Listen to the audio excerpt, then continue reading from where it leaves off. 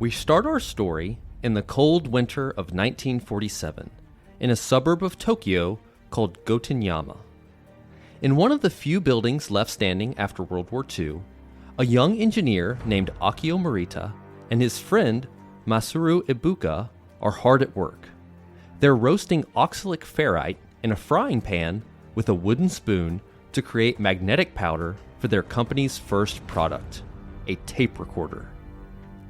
But they're struggling to make the magnetic tape they need without access to plastic. And Morita had to source this chemical they're roasting on the black market, because Japan's economy is in chaos after World War II. 46% of the population of Tokyo is homeless, and only 10% of Tokyo's streetcars are in operation. But paradoxically, it's also an optimistic time. The Japanese people had faced years of death, destruction, and starvation, but when the war finally ended, it offered a chance to start over. This inspired people like Morita and Ibuka to build something new for the future. Morita and Ibuka have dedicated themselves to rebuilding their country after World War II. And to do this, they've started a company with the intention of inventing new products using the latest technology. But war-ravaged Japan is not exactly a great place to be starting a company. The first product they're working on, the tape recorder, is a product without a market. Very few people in Japan even know what a tape recorder is. And they certainly can't afford this expensive new gadget. After World War II, the annual per capita income in Japan was only $17. Japan also has almost no export economy, and anything labeled made in Japan is seen as cheap imitations or junk. But if you were to visit this same site in Gotenyama 40 years later, you wouldn't find a bombed-out warehouse. Instead, you'd find the headquarters of one of the most successful technology companies of the 20th century, SONY. People say you have to have a lot of passion for what you're doing, and it's totally true. And the reason is because it's so hard that if you don't, any rational person would give up. We choose to go to the moon in this decade and do the other thing, not because they are easy, but because they are hard. This is Project Blueprint, the stories of legendary projects and the leaders behind them. Wow, well, what an incredible start. So how did they transform this into the massive Sony company that we all know today?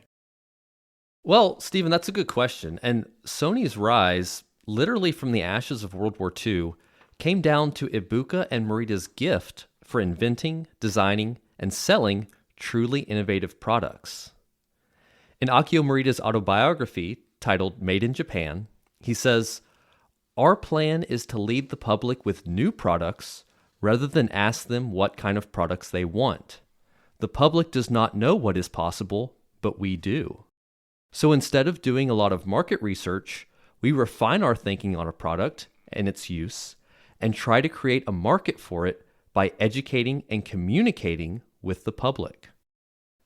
And Morita would apply this thinking to create one of the most iconic products of all time, the SONY Walkman. Yeah, we've discussed this on the podcast a few times before. There's this kind of tension between giving the customers what they're asking for, but also inventing something that they've never asked for. And honestly, Will, this idea of creating products that people don't even know that they want kind of reminds me of how Steve Jobs did it. Yeah, and Akio Morita was actually a huge influence on Steve Jobs. Morita inspired a lot of his ideas about product design and marketing, and Steve Jobs famously said, "People don't know what they want until you show it to them. That's why I never rely on market research. Our task is to read things that are not on the page." Yeah, and that sounds very similar to Morita's quote, and I can clearly see how there's this straight line from the Walkman to the iPod. Exactly. But to tell the story of the Walkman, we really need to understand the origins of Sony. And the story of Sony's early days is really the story of Akio Morita struggling to answer one very important question. How do you sell a product for a market that doesn't exist yet? A product that people don't even know they want? When Morita eventually creates the Walkman, the decisions he makes along the way are going to seem obvious to him, but only because he spent more than 30 years trying to answer this one question. 30 years in the making. That is a really long time. Will, that kind of reminds me of a quote from Steve Jobs where he says, if you look really closely, most overnight successes took a long time. Yeah, that's very apt here. And if I remember correctly, that quote was from Steve Jobs talking about Toy Story, and I think it definitely applies in this situation as well.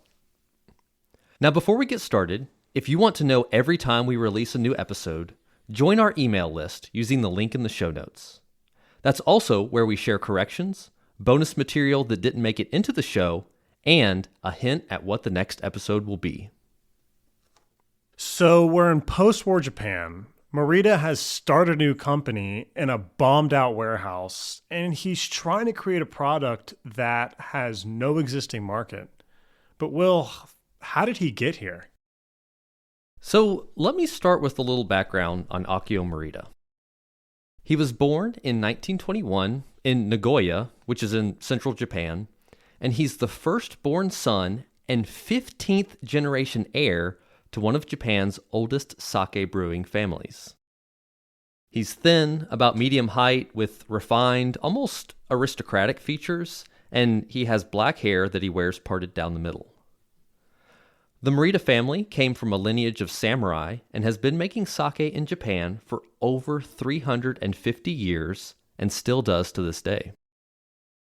So naturally, his mother and father groomed Morita to carry on as heir to the family business and become literally the 15th Morita to make sake. From the age of 10, he joined his father at the family brewery and was shown how the business was run. He even sat at his father's side during board meetings.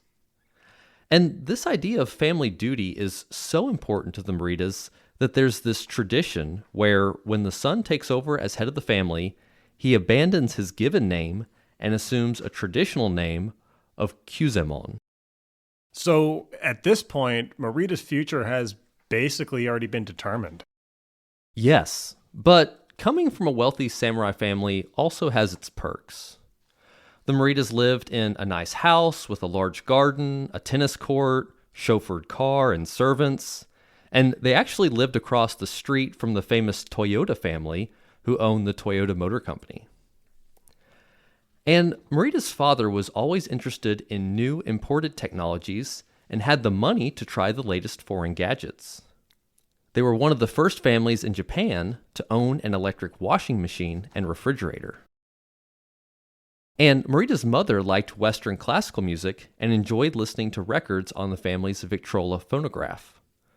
Morita used to crank the old mechanical phonograph as a child, but eventually his father imported a new electric phonograph. This machine cost about 1/3 the price of a new car, but his father believed that the only way a person could learn to appreciate good music and good sound was by listening to the best sound available. And Morita would later say, "I will never forget the fantastic sound that came from the new electric machine."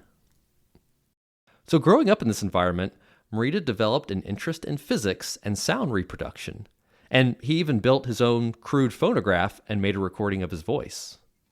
So from an early age, he's already kind of showing his interest in kind of sound technology and perhaps more importantly, quality in products. But Will, it's not clear to me how this is going to help him run a sake brewery.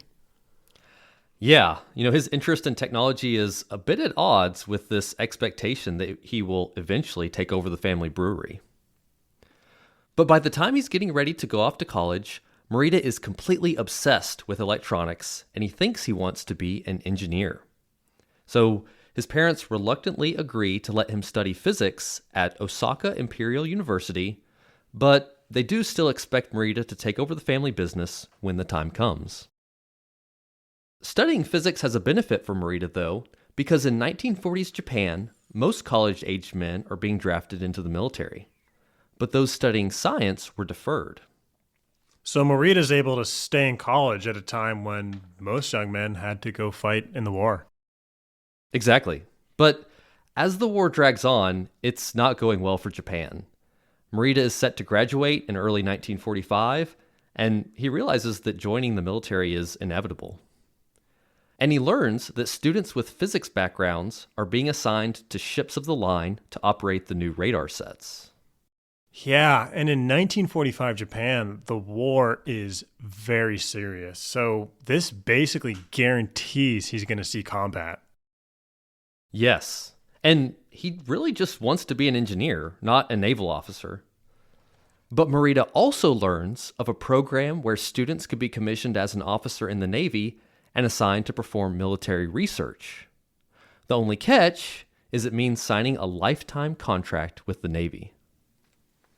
Morita doesn't like the idea of becoming a lifetime Navy officer, but he figured it would be better to volunteer and choose his assignment than to be drafted and basically given no choice.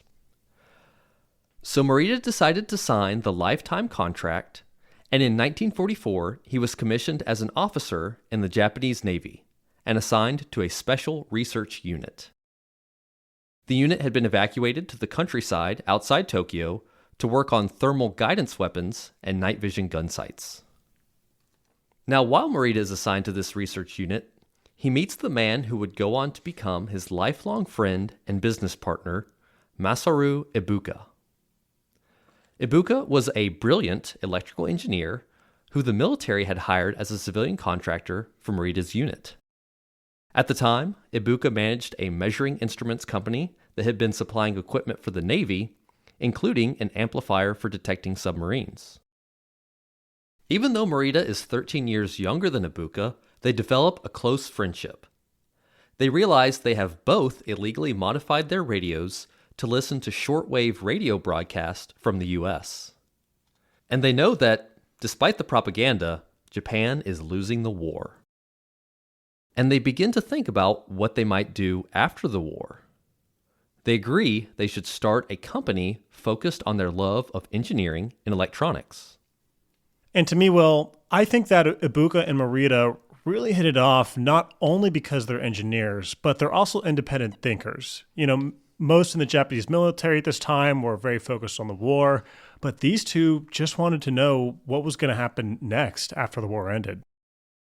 Yes, Stephen, that's a good point, and the end of the war is closer than anyone knows. On August 6th, 1945, the atomic bomb was dropped on Hiroshima. And because of his background in physics, Morita realized the bomb meant that the US had far outpaced Japan technologically, and he knew it wouldn't be long before the war was over. Shortly after the bomb was dropped, Morita received orders to travel on military business and was also granted permission to visit his family.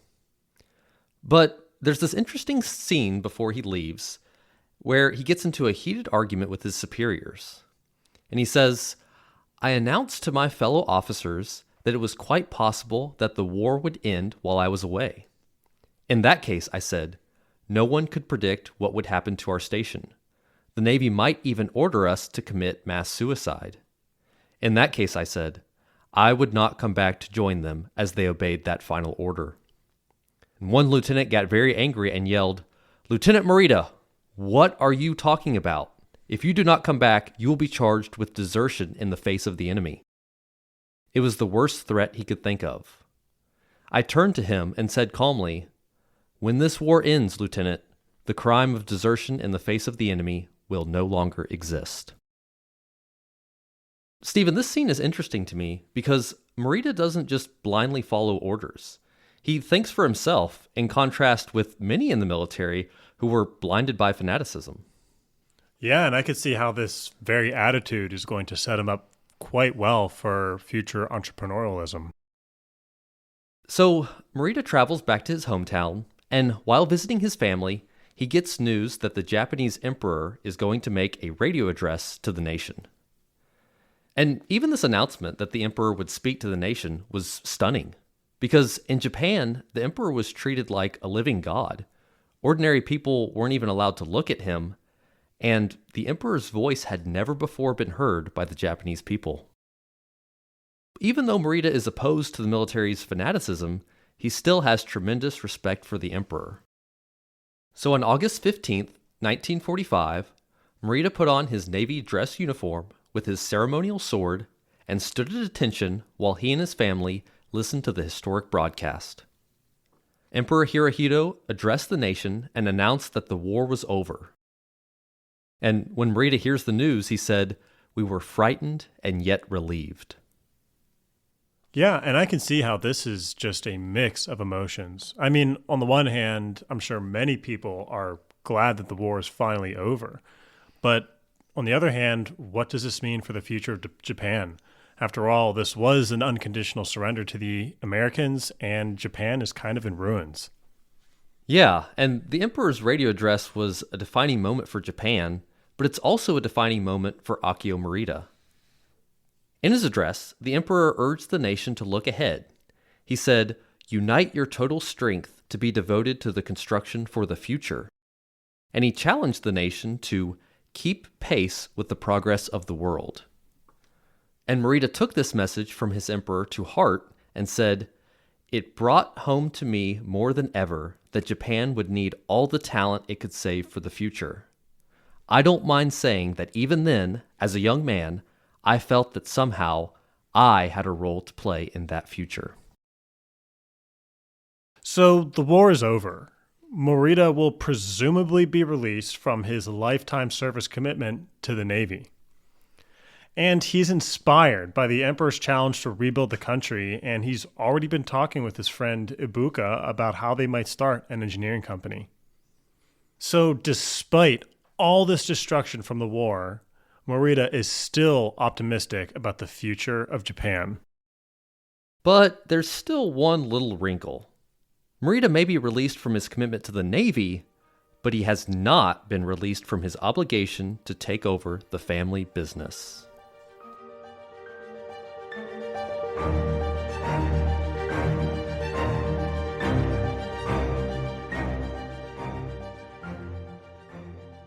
After the war ended, the next several months were chaotic. There was no order for mass suicide, so Morita did return to his unit, but it was quickly disbanded as the American occupation forces took control of the country. And while he's still finishing up his military duties, Morita happens to see an article in the newspaper.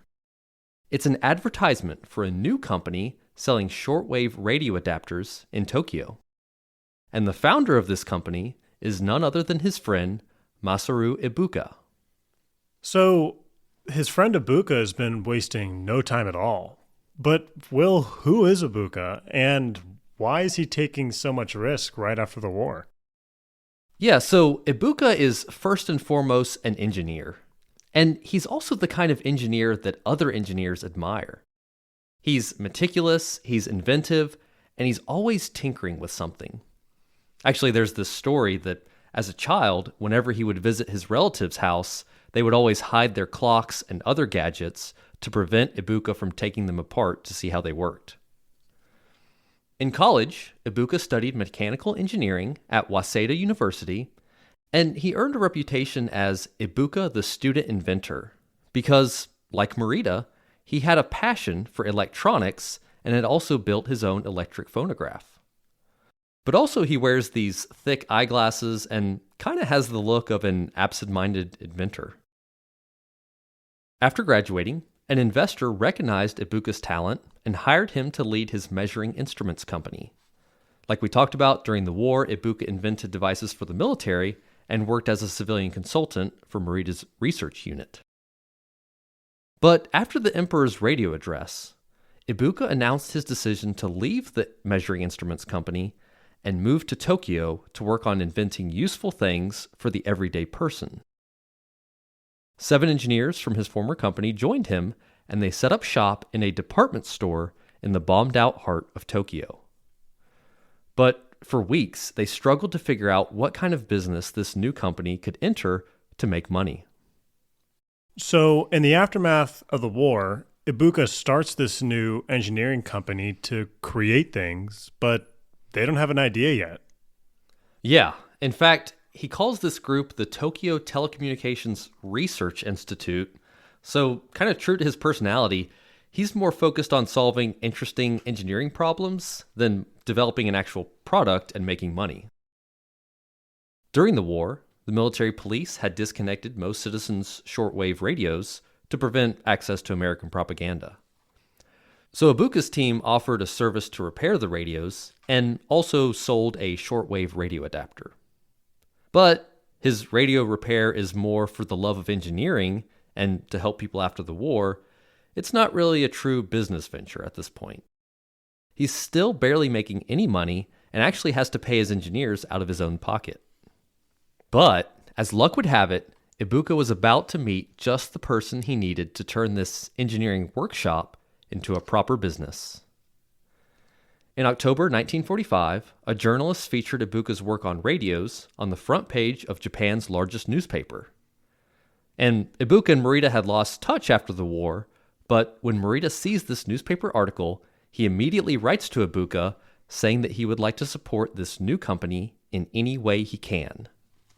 So Ibuka invites Morita to visit him in Tokyo, and there they reconnect and make plans to turn Ibuka's workshop into a true business. And their idea for this new company is to be an innovator, a company that would use their love of engineering to invent and sell new products. But Will, isn't Morita's family expecting him to take over the sake business? Yes, exactly. But Morita believes he has a part to play in Japan's future, and for him, it's not going to be running this old brewery. So Ibuka and Morita take the night train to Morita's hometown of Nagoya to meet with his father. And their goal is to get Morita's father to, one, relieve him of his obligation to run the family business, but they also need money to capitalize this new company. So they're asking for a lot here. Yes, especially in Japan at this time. It was considered very serious to take a son, especially a first son, away from his home and his family and into a new business. And Morita says in his book, it was almost as though an adoption were taking place. When they arrive, Morita's family gives them a warm welcome, and they sit down for dinner. After a bit of socializing, Ibuka outlines his plan for this new company and explains how important it is that Morita joins him. Without hesitating, Morita's father says he expects Morita to succeed him as head of the family and also expects him to take over the family business. And then he continues, "But if my son wants to do something else to develop himself or utilize his capabilities, he should do it." Morita's father agrees to release him from the family business and even invest some money to help them get started. I mean, this sounds tough for his father. This is going to be literally the first son in 15 generations to not take over the family sake business. But ultimately, he understands his son and what he's passionate about. Yeah, and it eventually works out well for everyone in the end. Looking forward a little bit, Morita's younger brother would agree to take over the family sake business. And in return for his investment, Morita's father was granted stock in the new company, which eventually was worth a fortune. At one time, Morita's father owned 17% of SONY. Yeah, so this is going to work out very well for his father in the end.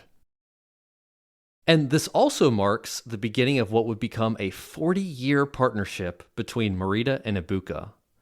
And a key factor in SONY's eventual success will be the combination of Ibuka's visionary inventiveness and Morita's ability to sell Ibuka's vision to the world. So this is a lot of pressure for Morita right now. Not only has he given up taking over the family business, but he's also gotten a loan from them. So there must be immense pressure for this new company to succeed. That's right, but Morita is nothing if not optimistic and determined. In May 1946, Morita and Ibuka held an inauguration ceremony to formally establish their new company named SONY, right? No, they call it Tokyo Telecommunications Engineering Corporation. Ooh, TTEC. It doesn't exactly roll off the tongue well. No, so we'll come back to the name later. But also during this ceremony, Ibuka intended to read a founding prospectus, but in the rush, he kind of left it at home. But he did later save it, and it's kept to this day in Sony's archives. And it really gives an idea of what Ibuka and Morita were thinking of as the purpose of this new company. And Stephen, there's some interesting ideas in this prospectus. They say the reconstruction of Japan depends on the development of dynamic technologies. We are pioneers and never intend to follow others. And through progress, we want to serve the whole world. And this is also around the same time that they moved into this bombed-out warehouse in Gotenyama that we were talking about earlier. So the company is still very small. It's only 20 people in total at this point. But they have this audacity that they're already talking about pioneering new technologies and selling to the whole world. Exactly. Morita and Ibuka have a really strong vision for this company, but they have to start somewhere. And that somewhere is selling replacement parts for phonographs. Not very exciting. No, but like we talked about in the founding prospectus, they really wanted to create something new. So Ibuka keeps looking around for new ideas, and eventually they get a contract to do some work for the U.S. occupation forces. And while Ibuka is visiting the U.S. headquarters, he passes by an office and spots a new piece of technology the Americans have brought over: a tape recorder. So, tape recorders had been invented in Germany in the early 30s, and they were used to spread Nazi propaganda during World War II. Then, after the war, the tape recorder spread to America, but it's still a new technology in Japan. And when Ibuka sees it for the first time, he immediately fell in love and decided this would be their first product. He even convinced the Americans to bring this tape recorder by his office so he could take it apart and see how it worked. So this seems well suited to Ibuka's interests. It's a new technology, at least in Japan. But how do they know if people in Japan are even willing to buy a tape recorder? Well, they don't. And they're not even really thinking about that yet. They're just focused right now on solving the engineering problem of how to make a tape recorder. And making a tape recorder in post-war Japan won't be easy.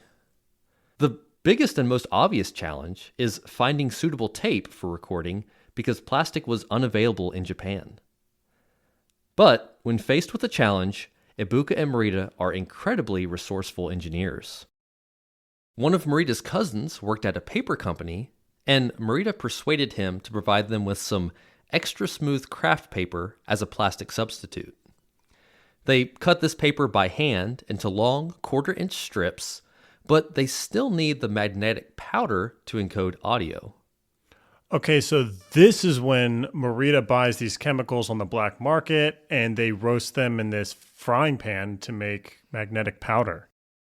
Yeah, and surprisingly, after 6 months of effort, they actually get this paper tape to work. And the quality is inferior to the plastic tape, and they have to eventually swap to plastic when it's available, but it did work. And in January 1950, the team released their most promising product yet, the Model G tape recorder. So to kind of summarize here, Morita ends up getting permission from his father to leave the family business and go and start his own company. They kind of struggle for a bit finding the right product, but eventually Ibuka gets this idea to produce a tape recorder. And after kind of lots of hard work and solving all these engineering problems, they finally get the tape recorder to work. So, Will, at this point, they must be feeling pretty good. Yeah, Morita and Ibuka are really proud of their new product, and they're confident that once customers see this new tape recorder, they're going to be flooded with orders. But they're in for a surprise. In his book, Morita says, Ibuka believed strongly that all we had to do was make good products and the orders would come. So did I. We both had a lesson to learn.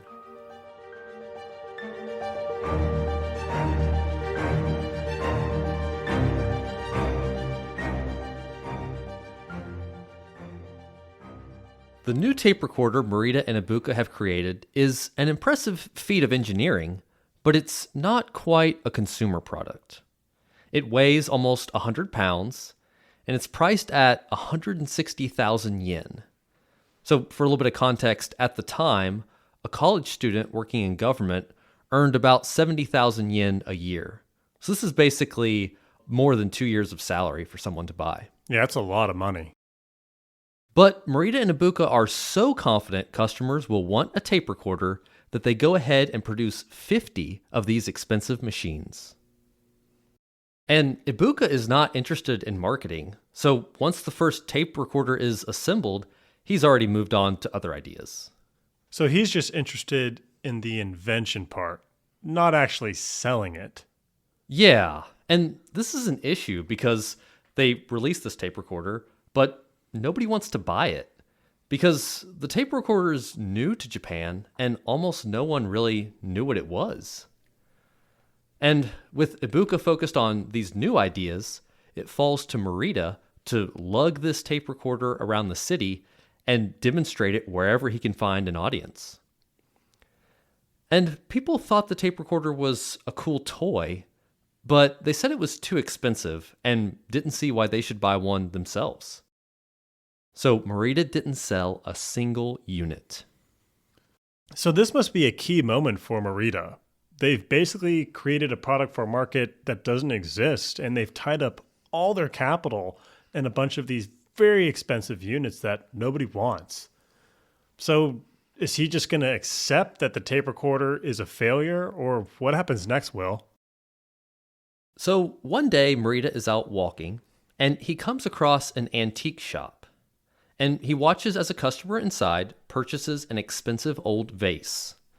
And Morita realizes the price of the vase is actually more than they're asking for the tape recorder. At first, Morita is upset, and he thinks, why would somebody pay so much for a vase with no practical value, but nobody wants to buy my tape recorder that could be used to improve people's lives? But then Morita thinks a bit more about it, and he realized that the vase had perceived value for the collector, and he has his own reasons for spending his money on an expensive vase. And it's here that Morita learns his first important lesson in marketing.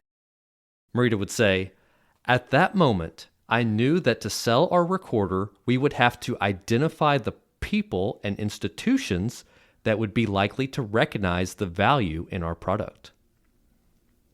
So Morita pushes away whatever doubts he might have and sets out to find a buyer who will recognize the value in his tape recorder. Now, after the war, there was a shortage of stenographers in Japan, and the courts were struggling to transcribe court cases. So, with some help from Ibuka's father-in-law, Morita and Ibuka demonstrated their tape recorder for the Japan Supreme Court and sold 20 machines right away. Morita said, they saw the value in the tape recorder immediately. To them, it was no toy. Wow, so they go from not being able to sell any of these at all to selling almost half their inventory in one deal. Yeah, exactly. And this makes a huge impression on Morita. He says, then I realized that having unique technology and being able to make unique products are not enough to keep a business going. You have to sell the products. And to do that, you have to show the potential buyer the real value of what you are selling. So it's not just about engineering the inventions, it's also about selling them. Exactly. And with this in mind, Morita's next target is Japanese schools. At the time, there was an effort to incorporate audiovisual teaching aids into classrooms. The idea was to present these educational films as a visual aid while playing recorded sound.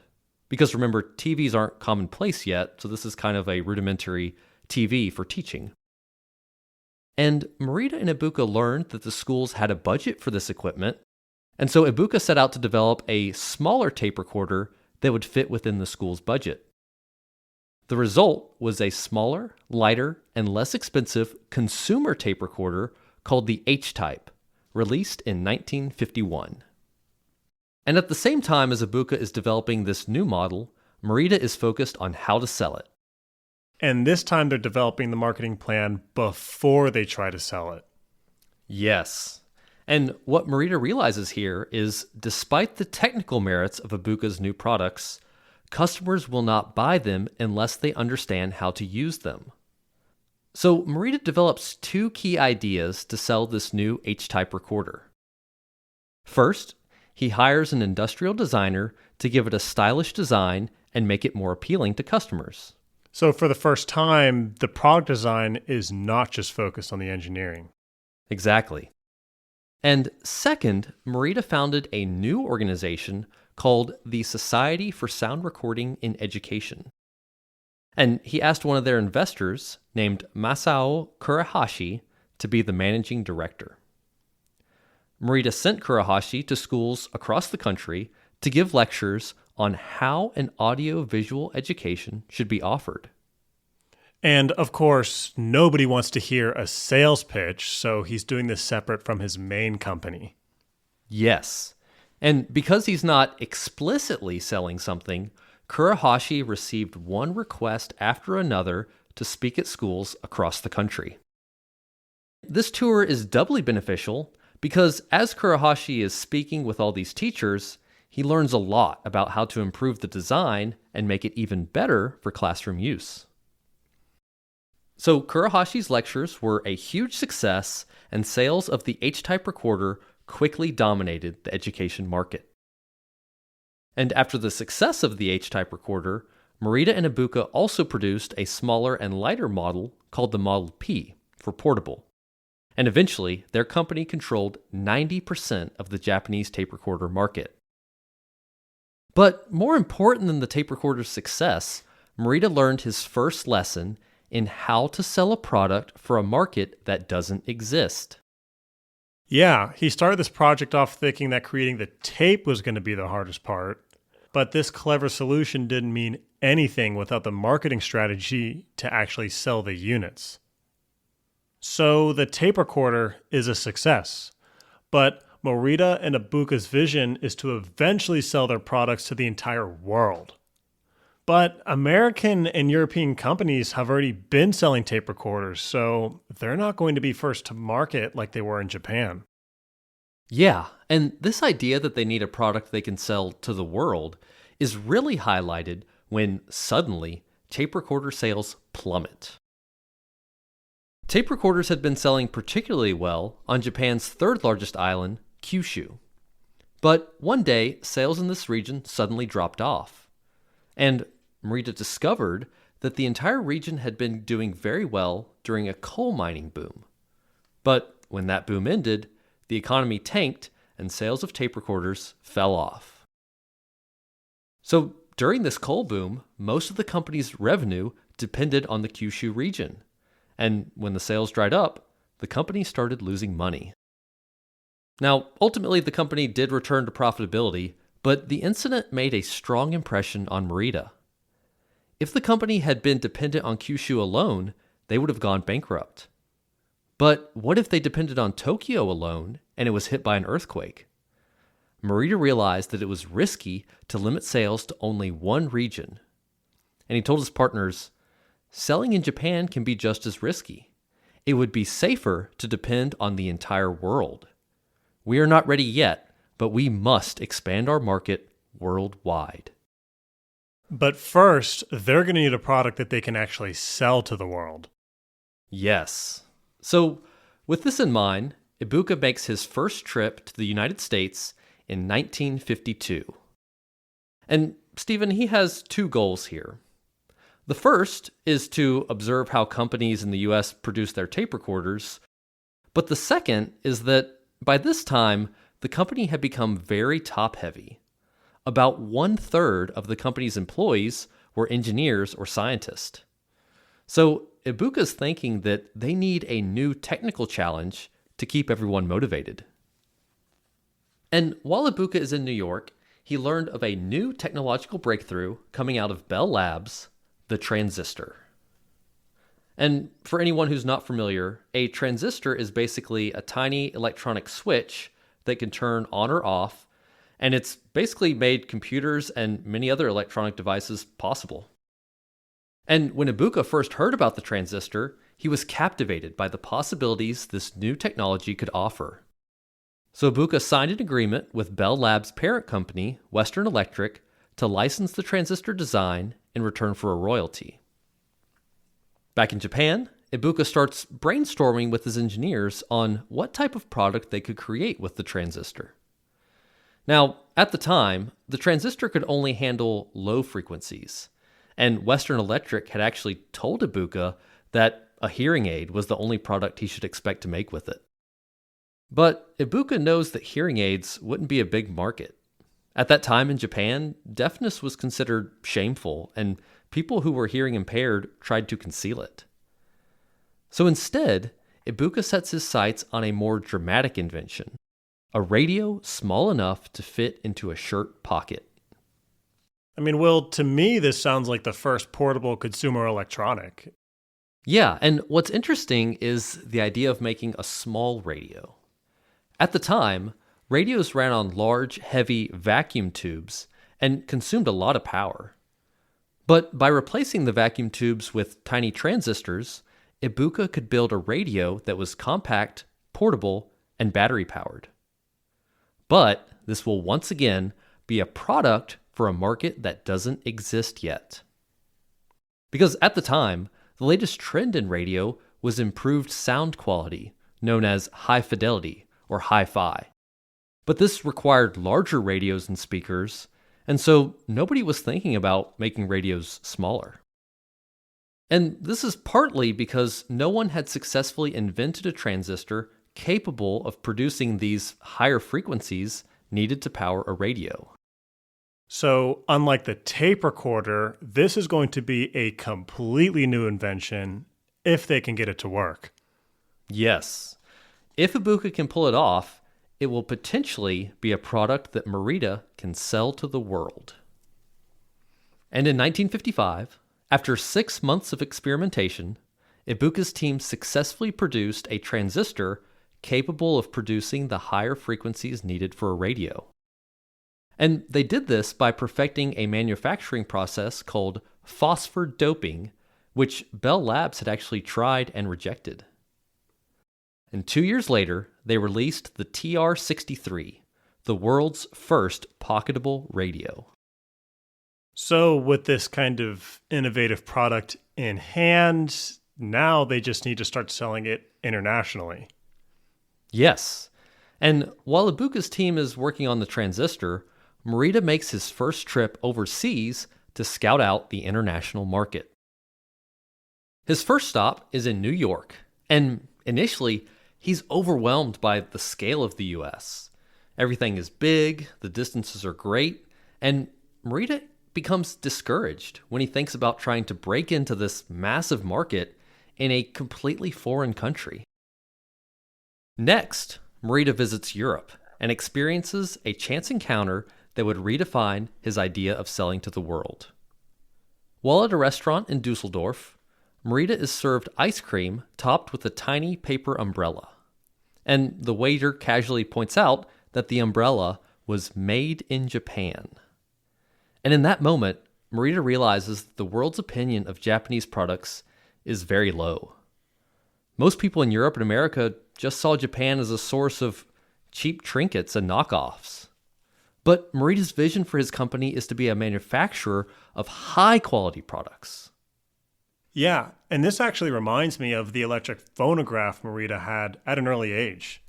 He kind of developed this idea that high-quality sound was critical for truly appreciating music. But Will, this is starting to feel like an uphill battle for Morita as he's trying to sell this radio overseas.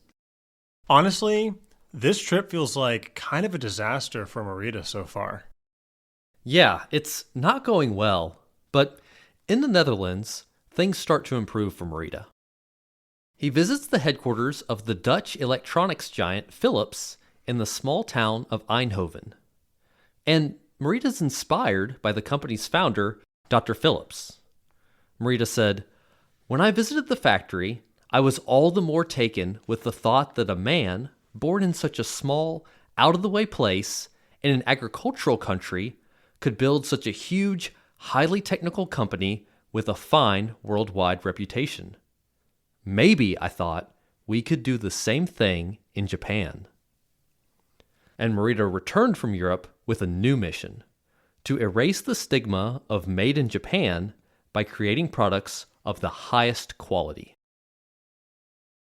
So to kind of summarize here, they've got this new transistor, which is a good start. But remember the lesson from the tape recorder. It's not just enough to have an innovative product. They need to sell it too. But overcoming the stigma of made in Japan will be far tougher than selling tape recorders to schools. To sell to America, Morita will have to make a difficult choice between selling products in volume or staying true to his commitment to quality.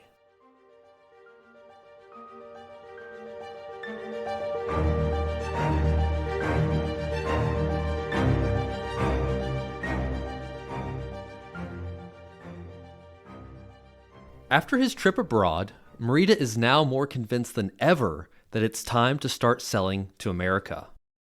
He said, "We wanted to change the image of Japanese goods as poor in quality, and we reasoned if you're going to sell a high-quality, expensive product, you need an affluent market, and that means a rich, sophisticated country." But in 1958, only 1% of Japanese homes had a TV set, only 5% had a washing machine, and only 0.2% had an electric refrigerator. So if Morita wants to produce these high-quality, expensive products, he's going to need a market outside of Japan. And America is a logical choice because after World War II, the economy is booming. And this is also going to help Morita diversify his company away from relying on a single market. But no one's quite interested in these miniaturized transistor radios yet. So, Will, how is Morita planning to convince people that this is something that they should buy? So, Morita is learning as he goes, but he's starting to develop a strategy for how to sell innovative products. And in his book, he says, "One must prepare the groundwork among the customers before you can expect success in the marketplace. It is a time-honored Japanese gardening technique to prepare a tree for transplanting by slowly and carefully binding the roots over a period of time, bit by bit, to prepare the tree for the shock of the change it is about to experience.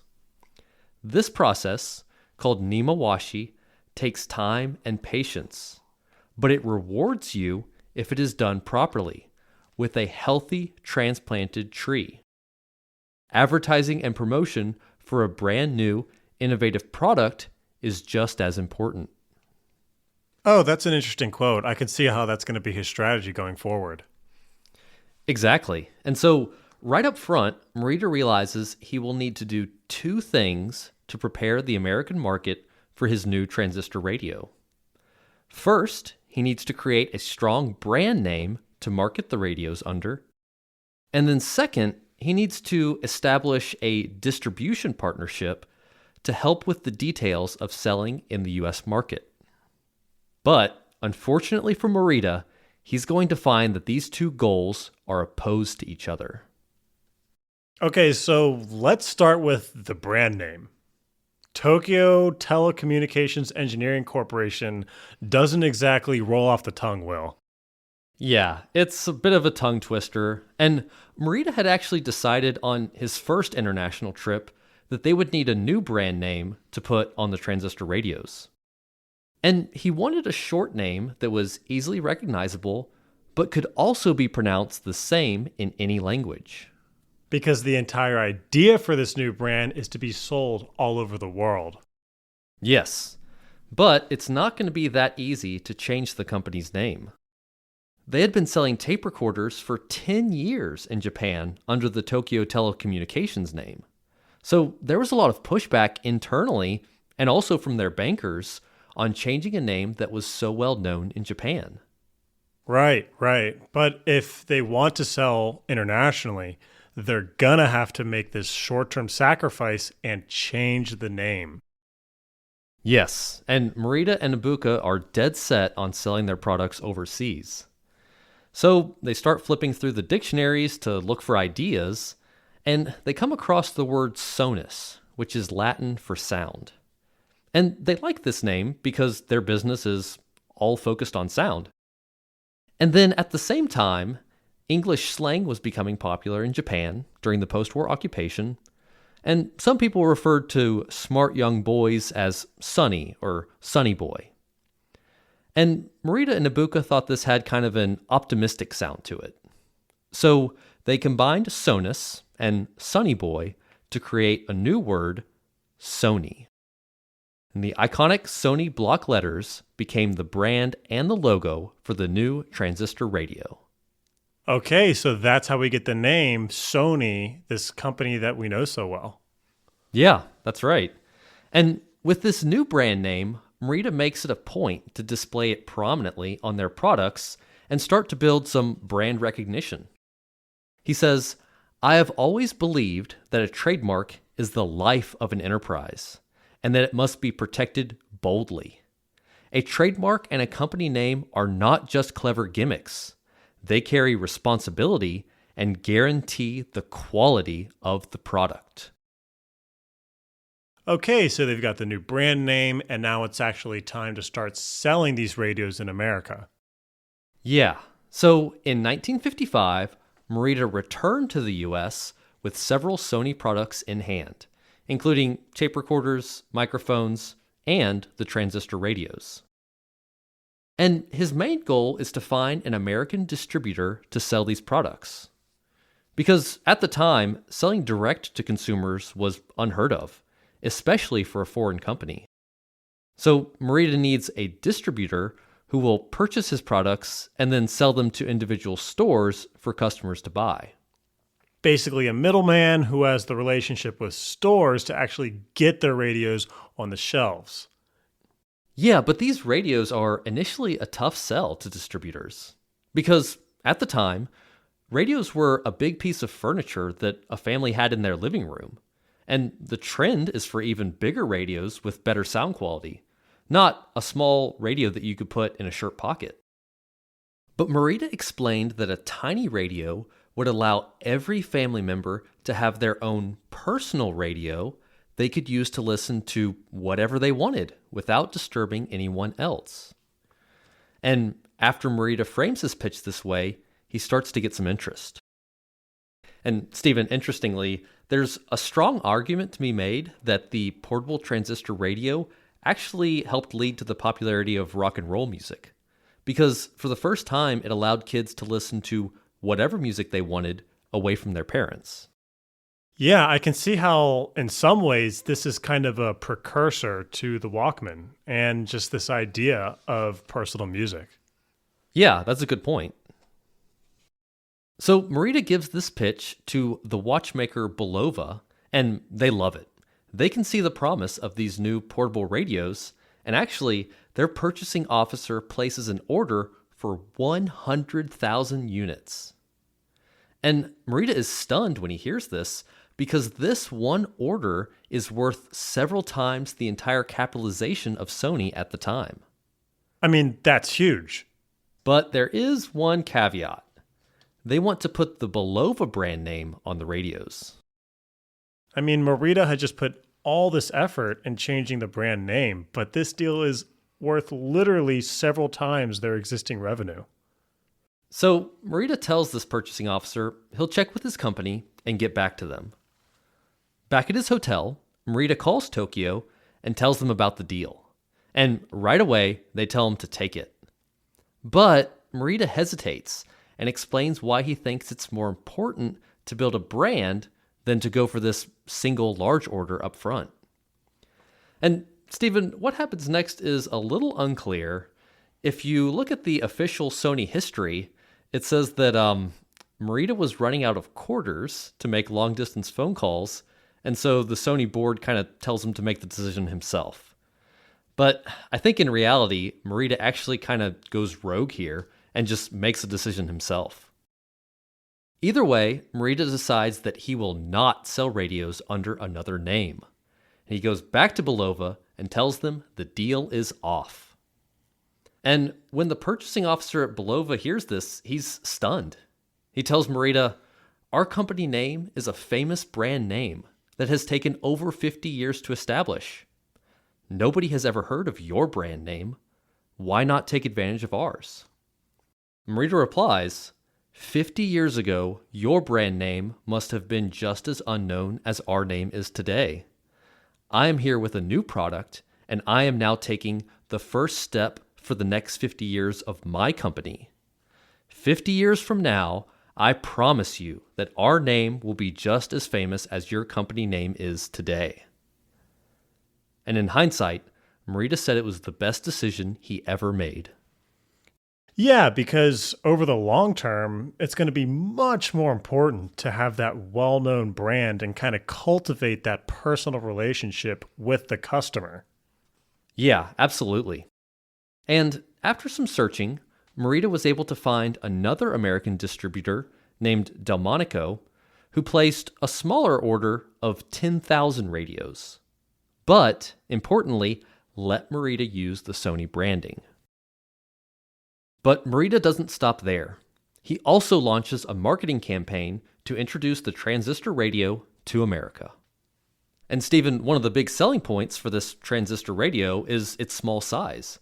So Morita's trying to think how he can communicate this idea to customers. And he comes up with the idea of advertising it as the first pocketable radio. And he plans to have the salesman demonstrate this by sliding the radio into their shirt pocket. But there's one issue. The radio is just slightly larger than a standard men's shirt pocket. So what does Morita do? He has custom shirts made for the salesman with a slightly larger than normal shirt pocket that can fit the radio. Smart idea. And so the new brand name, the distribution partnership, and this marketing stunt all combined to make the transistor radio a huge success. By 1957, the pocketable transistor radio had sold 1.5 million units, and Sony was the world leader in the portable radio market. It was actually such a success that overseas shipping couldn't keep up with demand, and Morita had to charter a Japan Airlines flight to air freight a large shipment in time for the holidays. Yeah, so it sounds like this marketing risk he took is starting to pay off. Yeah, compared to the initial rollout of the tape recorder, this transistor radio has gone much better. But the partnership with Delmonico was to be short-lived. Delmonico started pressuring Morita to deliver a radio that they could sell in larger volumes at a lower price.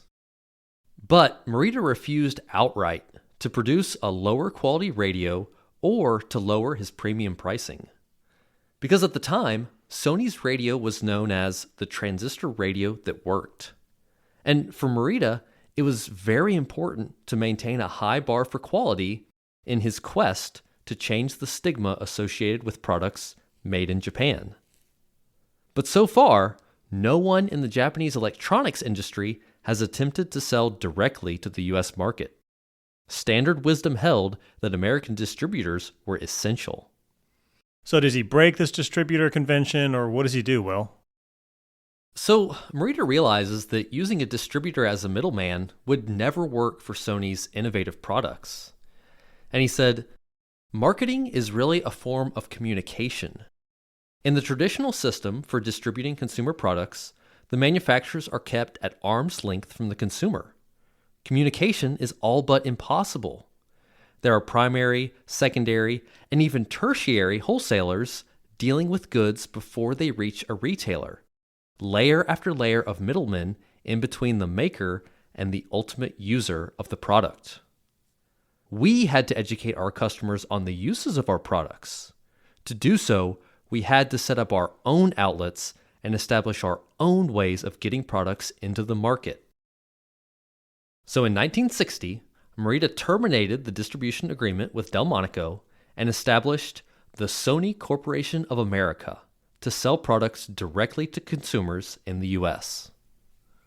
Morita became the president of this new subsidiary and began commuting to New York from Tokyo for 10 days each month. And he said he stopped counting trans-Pacific trips at 135. That's crazy, Will. I would not want to fly from Japan to New York multiple times a month. Yeah, me neither. But spending only 10 days each month in America wasn't good enough for Morita. To really understand the American consumer, Morita moved his family to New York to experience the life of an American firsthand. I mean, that's some dedication to understanding your customers. Moving to another country to fully immerse yourself, especially for someone like Morita, who was from a pretty traditional Japanese family, Will. Yeah, and it's something that almost no other Japanese executives at the time were doing. So it really sets Morita apart as someone who is obsessed with understanding his customers. After the creation of Sony Corporation of America, the 60s and 70s are a period of success after success for Sony.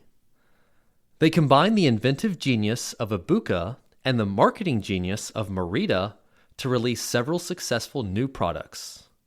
These include recording microphones, a line of portable TVs using the transistor technology, and the Trinitron Color TV, which became one of the most successful color TVs of its era. Sony also launched a joint venture with the CBS Record Company and partnered with Prudential to create the Sony Life Insurance Company. And importantly, in America, Morita led Sony to become the first Japanese company to sell their stock in the US. And Morita also opened a Sony showroom on Fifth Avenue in New York to sell their products directly to consumers.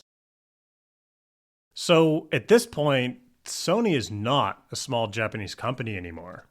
They're selling products internationally, and they've become one of the dominant players in consumer electronics.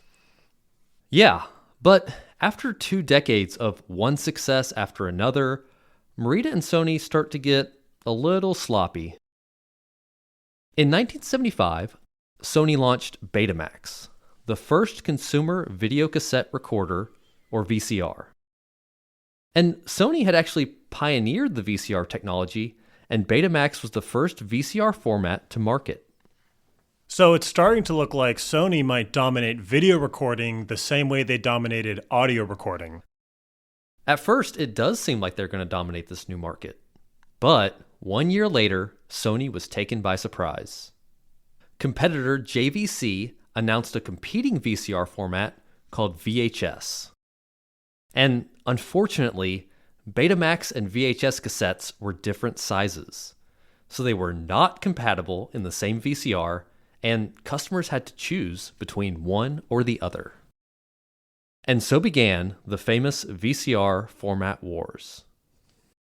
Technologically speaking, Betamax was the superior format. It offered a sharper picture, better sound, and a more compact cassette. But critically, VHS boasted 2 hours of recording time, while early Betamax tapes could only record for 1 hour.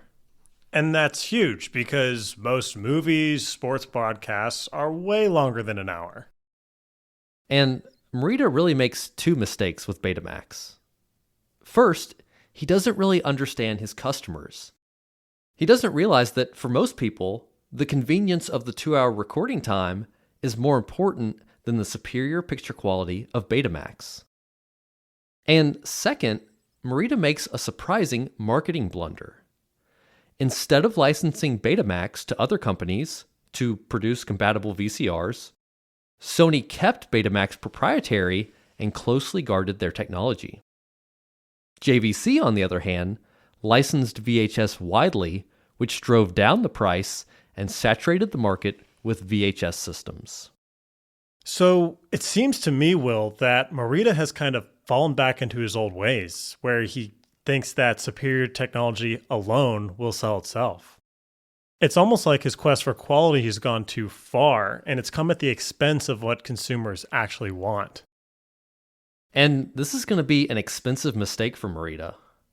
Video rental stores in Hollywood came out in support of VHS because the longer tapes worked better for movies. In 1978, VHS overtook Betamax in US market share and quickly expanded to control 75% of the US market. By 1988, VHS had grown to 95% of the US market, and Sony was forced to start selling VCRs for the VHS format. And Betamax basically became the premium but impractical option for consumers. Now, Stephen, today the format wars have become a classic case study of how marketing can often outweigh technical superiority. Morita and Ibuka had invested a lot of time, money, and reputation in the success of Betamax, only to see it lose out to what they viewed as an inferior product. And I think tellingly, Morita barely mentions Betamax in his autobiography. So to kind of summarize here, Morita finds success in this new American market thanks in part to the lessons in marketing he learned selling tape recorders. Sony goes on to dominate the transistor radio market and then introduces new products like TVs and microphones. But then comes Betamax and the rivalry with VHS.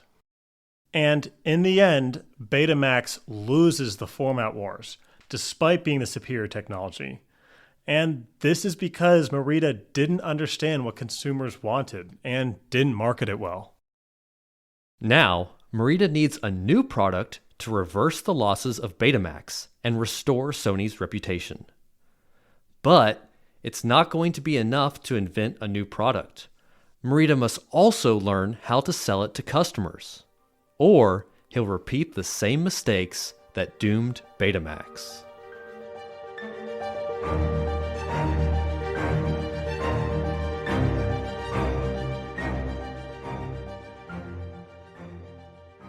So we're in 1979, and Morita needs a new product to recover from the failure of Betamax. But I imagine something like Betamax took years to get going, so, Will, what ideas do they have at this point?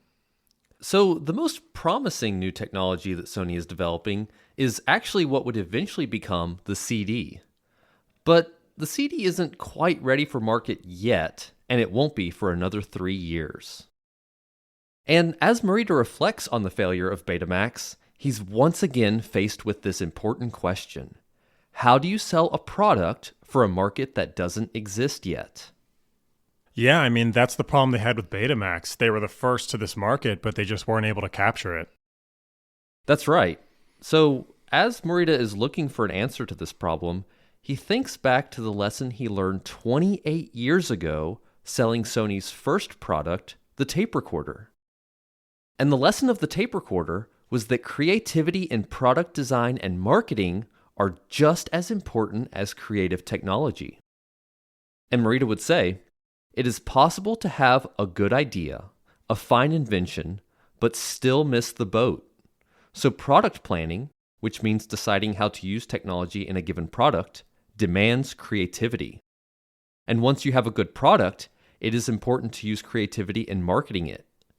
Only with these 3 kinds of creativity, technology, product planning, and marketing, can the public receive the benefit of a new technology. In fact, Morita realizes he may not even need a new technological innovation. He could instead create a revolutionary product by fusing existing technology with creative product design and marketing. And so now, Stephen, we finally come to the story of the Walkman, and this is going to be Morita's tour de force as a product designer and market pioneer. So, Will, where does the idea for the Walkman come from? Well, Stephen, like any world-changing product, there's a lot of myths and legends within Sony about how this idea came about. But the most accepted version is that the Walkman originated in February 1979 when Ibuka asked for a portable tape recorder that would make it easier for him to listen to opera on long international flights. So we're 28 years after the original tape recorder that Sony had made, but what's the state of the art for tape recorders now? By the late 70s, tape recorders had evolved from these reel-to-reel recorders that Ibuka had started out making to the more user-friendly cassette recorders. So, unlike the old reel-to-reel systems where you have these big spinning reels and you had to manually thread the tape in a cassette recorder was encased in a cassette that could simply be inserted into the player and operated at the push of a button. And at the time, there actually were some portable cassette players, but they were more for recording than listening. Sony's model was called the Pressman because they were mostly used by journalists to record interviews out in the world. But since they're just used for interviews, the playback is not stereo, it's monaural, meaning that the sound sources are mixed into one signal and each speaker plays exactly the same audio. Which is a lower quality experience, especially for music. Yes. And Sony does produce a tape recorder with stereo sound called the TC-D5, but it's about the size of a lunchbox and it's heavy and expensive. That's not something you could just walk around and listen to. Yeah, but this is actually what Ibuka's using so far. He's lugging around this lunchbox-sized thing so that he can listen to his opera on flights. But again, at the time, the trend in audio products is still to go bigger, not smaller. And this is the era of these giant boom boxes that you lug over your shoulder, and the bigger it is, the cooler you are, basically. So one day, Ibuka walks into Morita's office with this large tape recorder, and he explains that he wants to take his music with him and listen on his upcoming flight, but then this tape recorder that he's using is just too heavy and bulky to travel with. And as Ibuka is describing this pain point, Morita starts thinking that he might be onto something even bigger. Morita says, "I knew from my own experience at home that young people cannot seem to live without music. I remembered that one time when my daughter came home from a trip, she ran upstairs before even greeting her mother and first put a cassette in her stereo." So with the seed of this idea in mind, Morita ordered the engineers in Sony's tape recorder division to create a new prototype for Ibuka using the smaller Pressman device. And Ibuka was scheduled to travel to the US in less than a week, so in just 4 days, a team of engineers took a Pressman and replaced the recording mechanism and speaker with a stereo amplifier and stereo circuitry. And when this new prototype was connected to the headphones, the high-quality stereo sound was a surprise to everyone. So Ibuka takes this modified Pressman on his trip to the US, and he's delighted to listen to his operas on the long flight. When he returned from his trip, Ibuka shared the device with Morita, who took it home himself to try over the weekend. Morita carried it with him on the golf course and later passed it around the dinner table to share with his friends. And he realizes they're all impressed too to hear this clear sound from such a small device. And as Morita closely observed his friends using this new prototype, Ibuka's visionary idea finally clicks for him. This will be a product that offers you the freedom to take your music with you.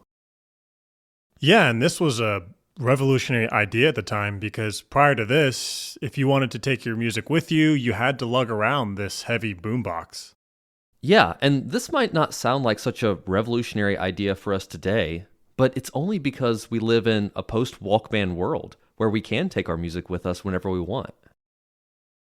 So Morita sees the value in the Walkman, but now he must tell that story to others so they too understand what a great product this could be. But that will be no easy task for something as revolutionary as the Walkman, and Morita is going to get a surprising amount of pushback even within Sony. So after using the device over the weekend, Morita returned to work on Monday, and at a product planning committee, he declared that Sony should bring this new device to market. But no one on the committee shared Morita's enthusiasm. They all thought there wouldn't be any interest in a simpler device with fewer features. And one engineer said, "It sounds like a good idea, but will people buy it if it doesn't have recording capability? I don't think so." And this is so surprising to me that they cared so much about this recording feature because even today with my iPhone, I can't remember the last time I recorded something. Yeah, and it just goes to show you what a new idea this is. Like the tape recorder and the transistor radio, the Walkman is going to be a product without a market. Because at the time, listening to music was an inherently social activity, and it's not clear that people want to change their listening habits. But once he made up his mind, Morita was determined to make this new idea a reality. And he knew that, just like Ibuka, young people wanted to take their music with them.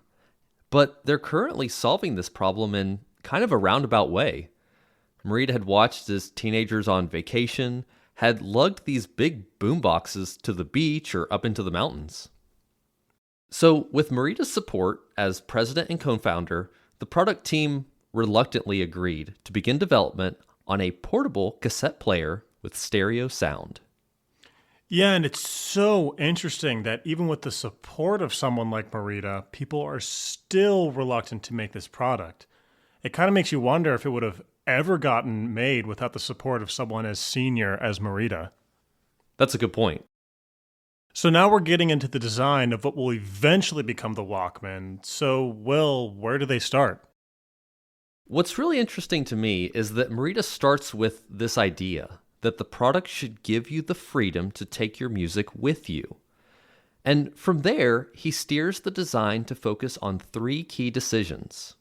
Those are going to be the release deadline, the headphones, and the price. Now, the most important constraint Morita sets is an aggressive June 21st launch deadline. Okay, so that's less than 4 months to design and ship a completely new product. Yes, but because the product would be targeted at young people, Morita felt very strongly that it should go on sale before students went on summer vacation in June. And that's really a marketing strategy. So already the biggest constraint on this product is driven by marketing. That's right, and this short development cycle will drive a lot of key decisions. Since there's no time to design from scratch, the engineers borrowed from existing products. They reused the tape transport and stereo circuitry from other Sony tape players. And this also has the added benefit of reliability, because this new idea is kind of risky, and if the first model becomes known for breaking down really easily, then it could jeopardize future sales. So there's already all of this risk in creating a new product, and they're just basically trying to reduce risk by reusing already existing parts. Exactly. And so for the Walkman, they actually removed features like the recording function. And the entire idea is that it'll be designed to do only one thing, listen to music. But it does that one thing really well. Another critical piece of getting the Walkman design right is the headphones. Now, Stephen, the headphones at the time were not really meant to be carried around. They were heavy and bulky, and were more designed for sitting at a desk and working with audio equipment. But Morita realized that if they used these existing headphones, the headphones would actually be heavier than the device itself. Which seems absurd. Yeah, so Morita insists that they include new, lighter headphones with this product. And as it so happened, Ibuka remembered an R&D meeting a few months earlier where engineers showed off a new pair of lightweight headphones designed for outdoor use. So while most conventional headphones at the time weighed between 300 and 400 grams, the Sony engineers had developed what they called featherweight headphones that weighed just 50 grams. These new featherweight headphones were made of a thin metal headband connected to small orange foam ear pads. So Morita included the new headphones with the Walkman, and they became a key part of its success. And Stephen, as part of the research for this episode, I bought an old Walkman actually to try out. And the first thing I noticed when I opened it up was how small and lightweight the headphones are, even compared to modern headphones. And these are basically the predecessors of the modern day personal headphones. Yeah, there's a great article that we'll link in the show notes, but it shows the progression of headphone design throughout history, and you can really clearly see when the Walkman comes out, because there's this big shift from these bulky headphones to headphones being light and portable and meant to be used on the go.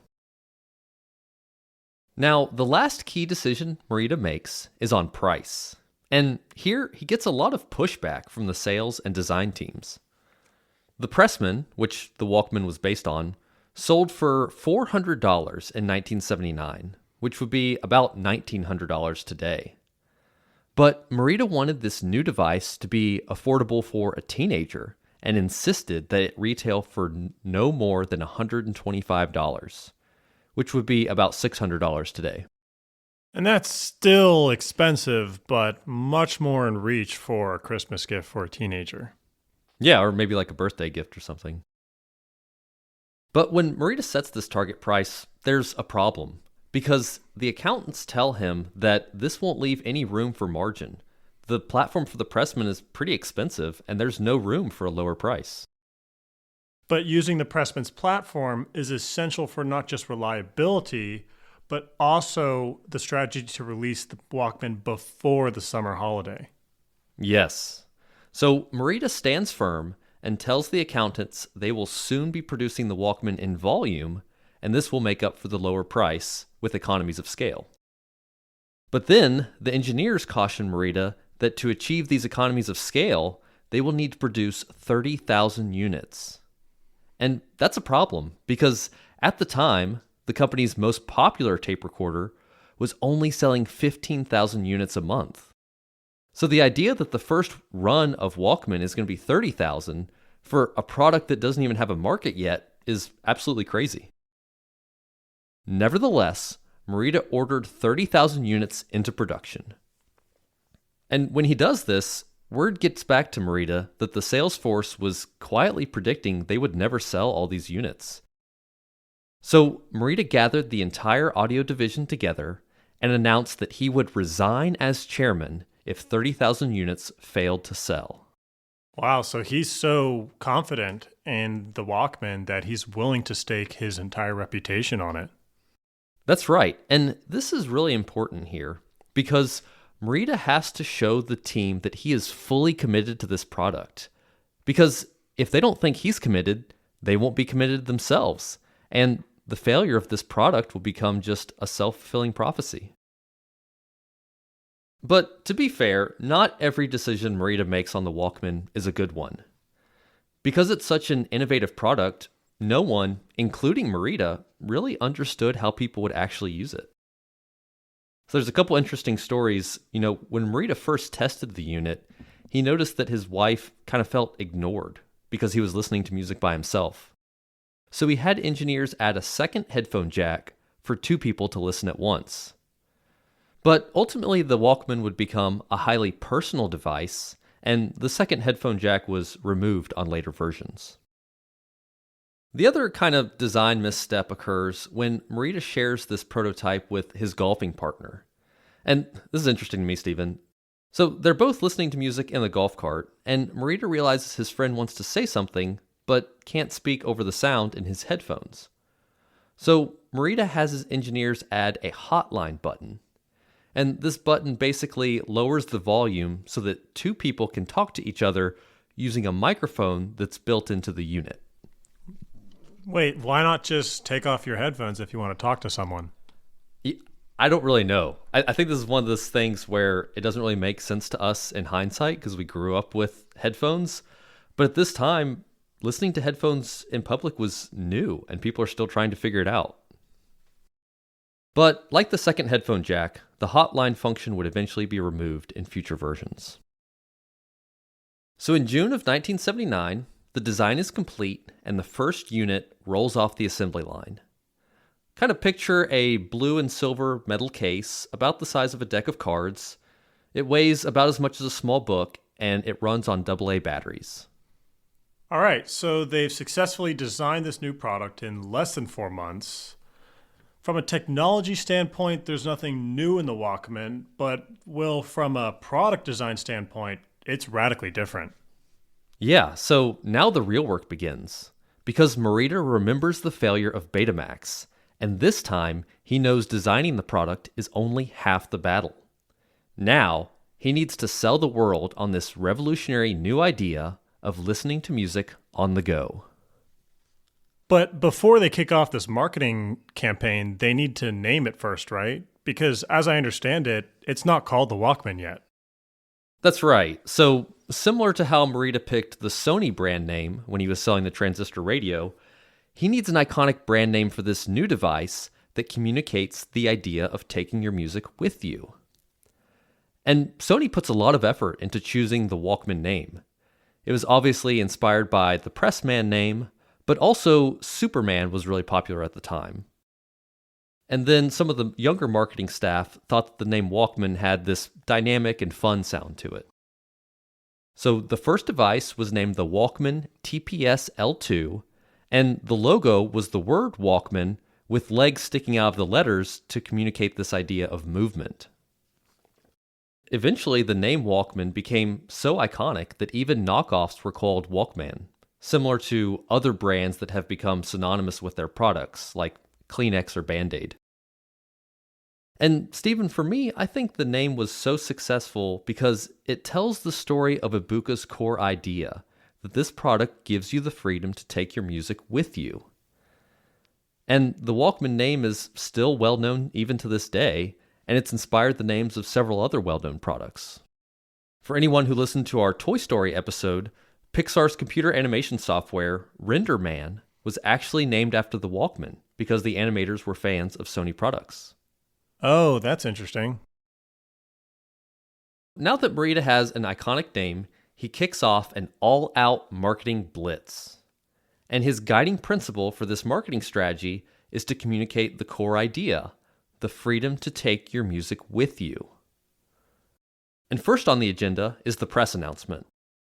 So normally Sony's press announcements would be held indoors, but when journalists arrived at the Sony building in June 1979, they were instead bused to Yoyogi Park.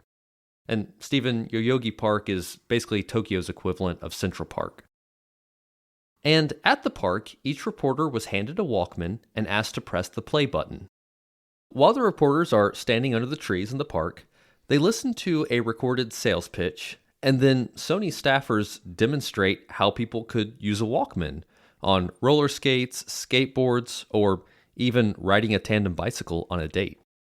So they're trying to appeal to an active lifestyle, which is key for appealing to a younger consumer.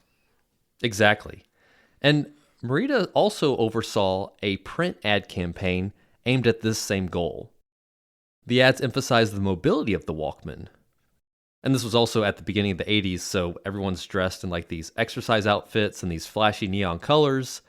And there was one ad that showed a young girl with blonde hair riding a bike and listening to her Walkman. Another showed a young couple roller skating hand in hand while they listened to a Walkman. And the ads reinforced the idea that the Walkman and its headphones were a fashion statement also. And this was important because Sony's marketing team was nervous about selling a product that required headphones. Prior to the Walkman, anything you put in your ears to hear with, including headphones, was usually associated with some sort of hearing impairment. And this was especially a problem in Japan, where deafness was viewed as a taboo. Actually, newspapers were even prohibited from mentioning the word in print. But Morita had anticipated this and was ready with an answer. Sony would create a new fashion called headphone culture. And this goes back to Morita's idea that you need to educate consumers on new products. Exactly. So all the marketing for the Walkman showed these young, beautiful people listening to their Walkman in public, and the goal here was to make it seem like a socially acceptable thing to do. And building on this idea, Morita devised several grassroots marketing tactics to sway the public's opinion. Sony hired young couples to listen to their Walkman as they strolled through the Ginza shopping district in Tokyo. And Morita also gifted the Walkman to famous singers and artists. And eventually, photos of these celebrities wearing their Walkman began to appear in magazines. Wearing a Walkman eventually became something people wanted to show off. It kind of reminds me of modern-day influencer marketing. Yeah, that's exactly what it is. And Morita also realized that people needed to listen to the Walkman themselves to understand it. So he had junior engineers walk around Tokyo with a Walkman and just offer people the chance to listen for themselves. And they found that when people put the headphones on and listened, their skepticism was replaced with delight. So again, we're having to educate the public on this new product because people don't know how to use it initially. And the goal of all this marketing is really to communicate this core idea behind the product, the freedom to take your music with you. So to kind of summarize here, we're following off the heels of the Betamax failure. Morita needs another successful product, and he gets an idea from his partner, Ibuka, for a device that will let you take your music with you. Morita has done everything he can to make the product become a success. Most importantly, he's developed all new headphones as well as dropped the price down to within a young person's budget. And he's also prepared the market by picking an iconic name, the Walkman, and launching an ad campaign to introduce the idea of taking your music with you, which makes listening to the Walkman cool. But now, it all comes down to sales of the first 30,000 units, and whether or not customers will buy into Morita's dream.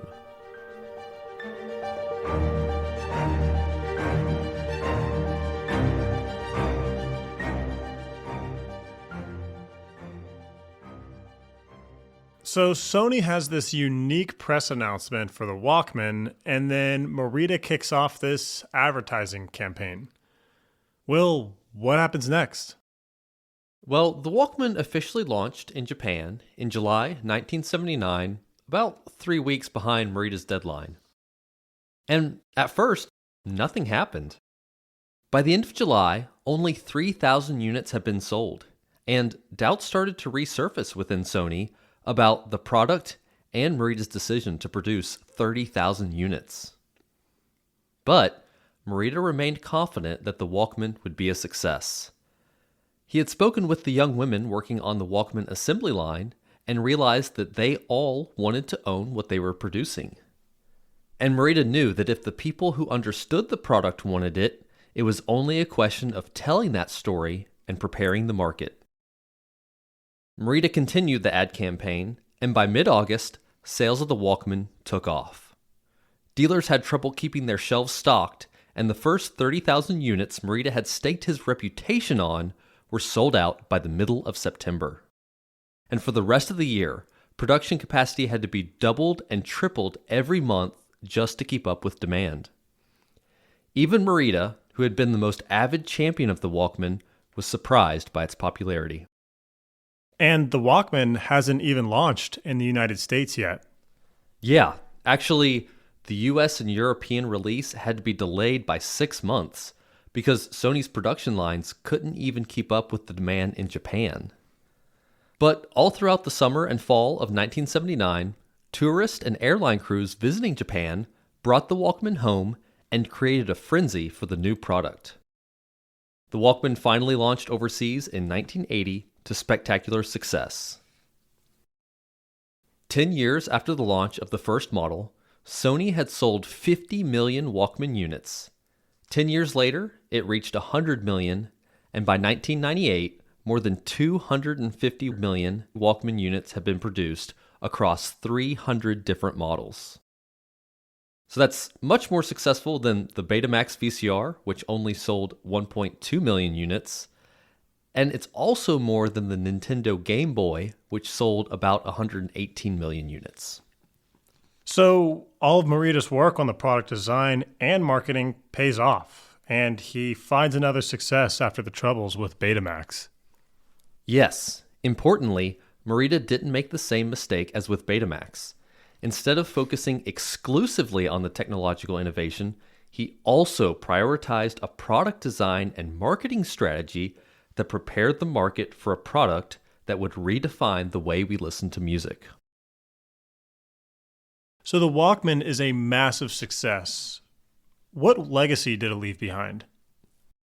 So the Walkman eventually sold over 250 million units, and it became one of the first personalized consumer electronics. Like I said, Sony released over 300 different models, and the Walkman became a lifestyle product that people associated with their personality. For example, the release of the Walkman coincided with the jogging and aerobics trend in the 80s, so Sony released a bright yellow sports model with a rugged case for athletes.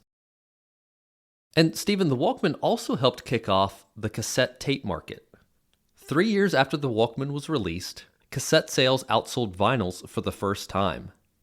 And this was even more important than it may sound, because this meant that people were no longer limited to listening only to music sold in stores.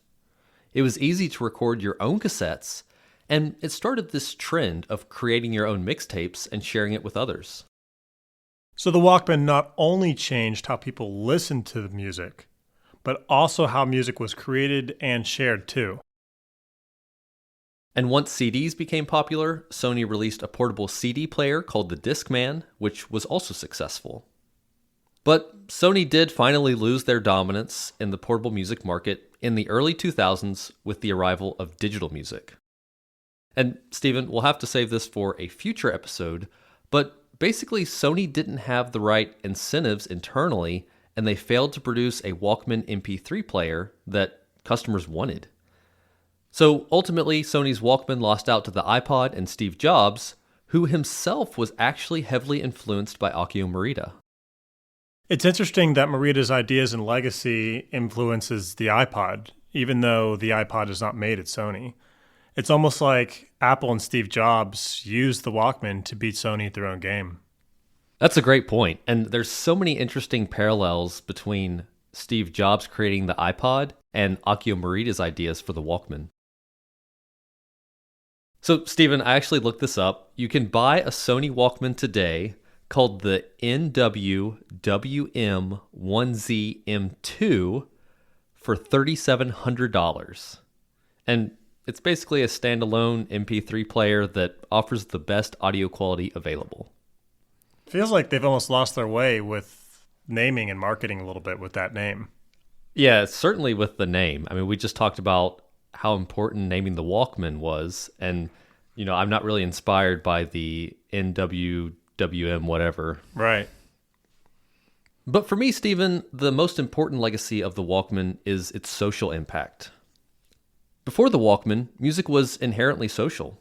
There was no portable personal music player, so if you were listening to music, it was mostly a shared experience, either everyone sharing a boombox or a big radio in your living room. But after the Walkman, for the first time, you could listen out in the world on your own, and music became a personal experience. Unsurprisingly, this dramatically changed how people interact in public spaces, and not everyone thought it was a change for the better. Shortly after the Walkman came out, TV pundits and journalists claimed that the new technology allowed young people to close out the world, and it reinforced the antisocial behavior of the me generation.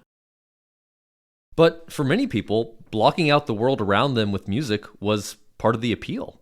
It was very popular on the crowded subways in Japan and New York City. And some journalists even warned the Walkman was dangerous because wearing headphones might distract people as they crossed the street. So, Stephen, actually, there's this old news story. The town of Woodbridge, New Jersey, passed a law banning the use of a Walkman in public.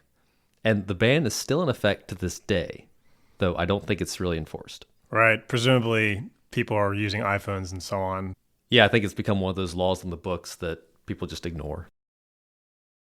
But ultimately, the Walkman became a feature of everyday life and united people around the world with the idea of taking their music with them. Wow, what a revolutionary product. Will, before this, I didn't realize how big the Walkman actually was. It sold over 250 million units.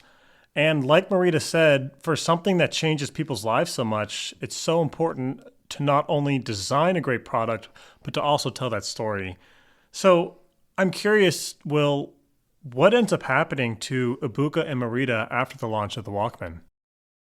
So for Ibuka, by the time the Walkman was released, he was already stepping back from the day-to-day responsibilities at Sony, and he had become honorary chairman. In the 80s, he shifted his focus from inventing to education and passing on the Sony spirit to the next generation of engineers. And Ibuka passed away in 1997 at the age of 89. For Morita, after releasing the Walkman, he continued to lead Sony as president. In 1988, he led the acquisition of CBS Records and then Columbia Pictures 1 year later. Then, in the 90s, he became a really prominent public figure and a representative for Japanese businesses abroad. And in the public mind, he was always associated with his greatest product, the Walkman. When Morita was knighted in 1992, the British tabloid headlines read, "Arise, Sir SONY Walkman."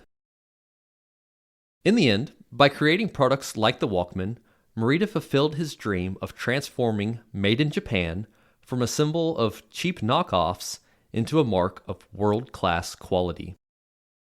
When Morita founded Sony, it was just a group of 20 engineers in a bombed-out warehouse, struggling to find a product to sell in the aftermath of World War II. But 40 years later, Sony ranked alongside Coca-Cola, IBM, and GE as one of the top 5 most valuable and admired brands in the world.